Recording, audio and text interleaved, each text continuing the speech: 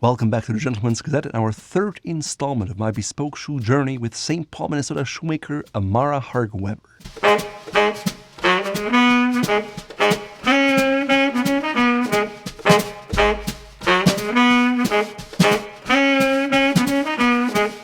We filmed the entire process of how one shoemaker makes one pair of bespoke shoes, and you can see all the videos in our playlist. Today, you will at last see how a last is made. So first of all, what is a last?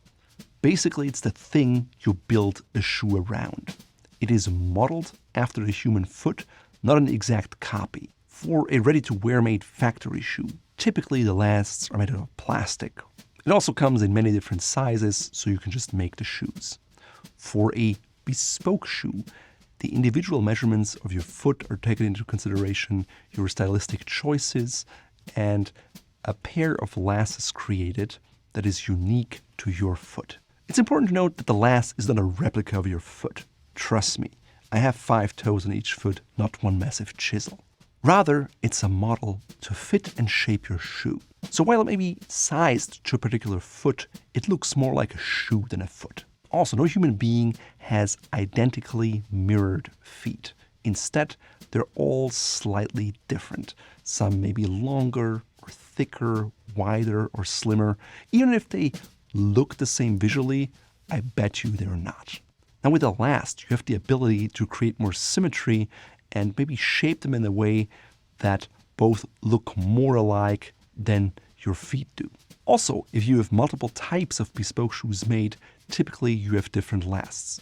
For example, if you have an Oxford or a Derby, you can use the same last if you don't want to change the toe shape. If you want to change the toe shape, you'll make a different last. Also, let's say you want to keep the toe shape, but you want to switch from an Oxford to a loafer. You will also create a new last. With a loafer, everything has to fit a little tighter because there are no laces that keep the shoe on your foot. Likewise, if you have a pair of ankle boots or full boots, you need different lasts to make the shoe around. A quality last will ensure that you have something that fits you, that is comfortable and stands the test of time. So it's a very important step in the bespoke shoemaking process. Keep in mind that different shoemakers can make lasts in very different ways. We'll take a look at how Amara Hark Weber did her last and see what we can learn about lasts from her. First of all, you have to source the last material. Typically it's made out of wood, but what kind of wood depends on the companies you work with. A last has to be a sturdy thing. Why? Well, it'll get wet, it'll see nails, it'll get hammered on, it'll get sanded, and it just has to stand the test of time.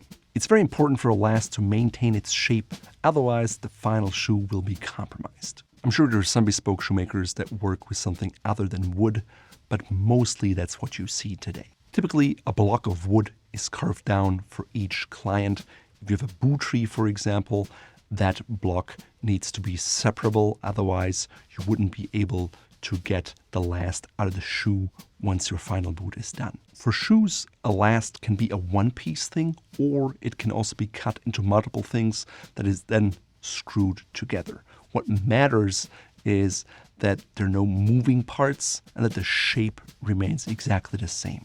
Most shoemakers I've encountered start with a blank last, meaning it's not a block, but it's something that resembles a final last pretty closely. From that blank last, the shoemaker then either carves down or sands down the material, or they build up with other materials such as leather, for example, or cork or epoxy. Amara uses blanks because it's much more cost efficient. She used to buy a vintage shoe last, would modify them, and then have new base lasts made based on the desired look she wanted. When I asked Amara Hark Weber about it, she said that she appreciated the romantic part of the craft of carving down a block of wood into a last, but that for her at her price point, which is comparatively low, it simply didn't make sense. And personally, I'd rather pay less for a bespoke shoe and get exactly the last I want from a base last than paying for someone to just do woodwork by hand that can be done much faster by machine. During the bespeaking process, which you can watch Here, we decided on a blank last, and now it had to be modified to fit my measurements as well as my stylistic ideas. Your shoemaker should be able to explain to you the logic behind what they do and why they do it. Of course, my experience was much more in-depth because typically a customer is not around when the shoemaker makes the last. If you're interested, you may always ask. Maybe they're open to it, maybe they're not. Who knows? In my case, I wanted narrower, more elegant lines that were more extreme on my last. I wanted a chiseled toe and a much slimmer waist. In addition to stylistic choices, the desired fit can also impact the decision on carving down or building up a last. Amara also had different base last sizes, so she could decide what she felt was best in each particular case. Initially, I shared with her that I thought what I wanted was a rather tight fit. Of course, fit is highly subjective, and she shared a story with me of two customers. Like 2 pairs that I was building at the same time, and one was a pair for someone who was a speed skater, and so he was used to his feet being really snug inside a shoe. And the other person was a classical musician, and he liked a lot of room. And so as I was building both of ththese pairs of shoes, one I kept getting smaller and smaller with the fit models, and one got larger and larger with the fit models, to the point where I was like, what? I almost felt like I was losing my mind. But at the end of the day, the measurements of the final last were very different than the measurements of their feet, because what they needed in their shoe was a different feel. And neither of them was quite what I would be able to anticipate. Naturally, if there's no reference point, the shoemaker has to listen. If you already have an example of something that you like, it's great to bring it in, put on a shoe and say, I like this or I dislike that. I want a little more room here or there. That just gives them an understanding of where you want to go. By no means is that necessary though, and some shoemakers may even not want to do that because they don't want to be subject to undue influence. In my case, Amara thought it was better to build up the last than to shave it down. She also prefers to use leather to build up a last rather than cork because she feels it can take more of a beating and is not as flexible. That being said, she still uses cork in areas where it won't make a difference because it's easier and faster to work with. Other common materials used to build up a last blank are Bondo, which is a body filler material used in the car industry, or epoxy sculpt, which is an adhesive product that has to dry first and can then be sanded off. The good thing is they dry to a very hard, durable form, but that takes time. Because of that, Amara generally avoids those, but each to his own. She decided to use the leather for the toe area because that's how she likes to work, but ultimately your shoemaker will have their way of handling things. No matter what materials a shoemaker uses, the goal is always the same: creating a last that works for your foot and looks the part. So how do you build up a last with leather? Well, first of all, the leather has to be wet. Having wet leather makes it easier to shape to the existing last. To make sure it stays on there, it's tacked into place, and while it dries, it molds itself perfectly onto that wooden surface. After the leather has dried, it has to be cut and then shaved off to be part of the last. Typically, there are 2 ways to do that. One is to use a rasp and shave it down by hand. The other is to use a machine. I'm sure your shoemaker will have their own preference. Amara prefers the machine because it is faster and always very precise for her. Specifically, Amara uses a finishing machine that has a grinder with sandpaper on it. While being a lot faster than doing it by hand, it also puts less strain on her body. Yes, shoemaking is exhausting, sometimes dangerous, and literally backbreaking. So personally, I appreciate using tools whenever possible to get a better result in a faster time while protecting the craftsman or craftswoman behind it. After all, I want Amara to have a long career so I can come back for more shoes. Of course, Amara also has a rasp and she uses it for some finishing work, but she doesn't use it exclusively. Personally, I care about the result, and I want the craftsman to be comfortable with the process and confident, because if they lack that, chances are the final result is not what I want. I would advise you never to pressure your shoemaker into doing certain things all by hand or in a way they're not comfortable with, because that's just not the recipe for a great outcome. Now, what are the next steps in the last making process? The leather that has been tacked onto that last and has dried now has to be marked in place. The tacks have to be removed. Otherwise, in a finishing machine, they would wear differently than the leather. So how does the leather stay in place? Well, it's glued. Of course, this is where all sorts of different, interesting and obscure tools come in that I have never seen. For example, to remove the tacks, you use a tack puller. Now, that's a scary looking instrument, and I thought the ones at my dentist's office looked scary. Once the tacks are out, she glues the leather on with a product called Renya, which is from Germany, just like I am.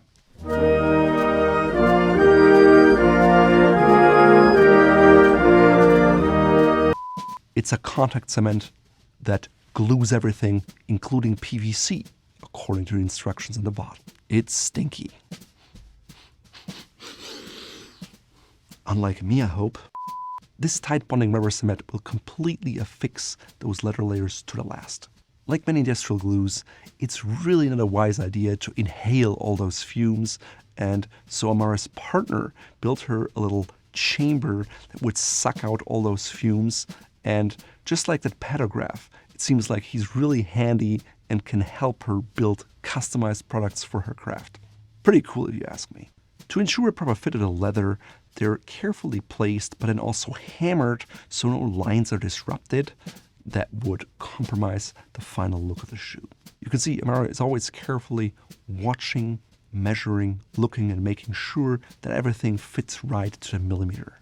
Now that everything is in place, it's time to start shaping the last and the leather on the finishing machine. The main job here is to get the last to a point where the fit is good.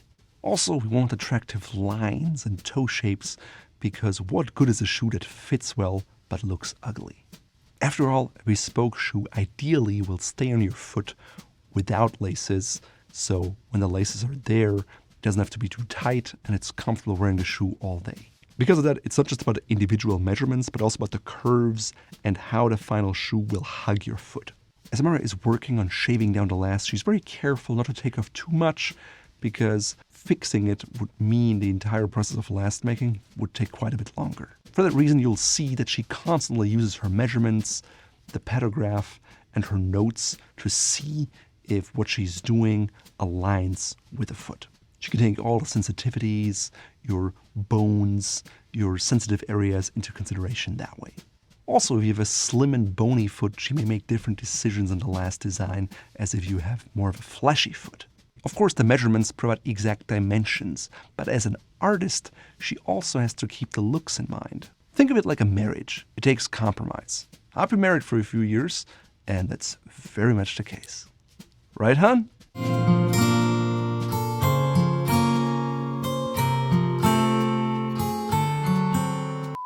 The pantograph offers more precise information about the largest part in the foot, and so Amara is constantly referencing it. Why?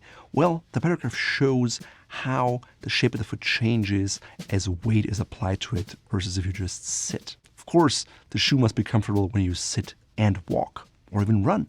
The shoemaker never wants that the shoes are too short, of course, or too long, but the key is also that you have two shoes and two lasts that look the same. Honestly, every shoemaker will have a different way of applying measurements to the last, and whatever it is that they find works for them is fine. What matters is the result. As she continues to work, Amara makes it look very easy, but it requires a lot of concentration and experience and skill. Amara largely taught herself last making, so it's a mix of intuition, trial and error, and influx from other shoemakers and last makers. Of course, in between, she also has to take care of her machinery, so sometimes you'll see her using some rubber on the machine. Here you can see her going over the last with her fingers, so she uses them like eyes to see if there are any bumps and how the curves actually feels in her fingers. Speaking of tiny details, here we can see Amara working on the toe area. Remember how big and bulky that looked when it started out? With the finishing machine, Amara has curved it down to a pleasing, organic curve. She neatly and seamlessly is integrating it into a last, so the shape mirrors what we had discussed. Personally, I found that point really exciting because I could see the exact shape the last would take and if I liked it or not. I really appreciated being there because you can give instant feedback. if, of course, the shoemaker is asking for that. Throughout the process, Amara compares the two toe shapes many, many times, because as you can imagine, it's somewhat easier to get an excellent toe shape on one last, but to get a matching one on the other last is a whole lot more difficult.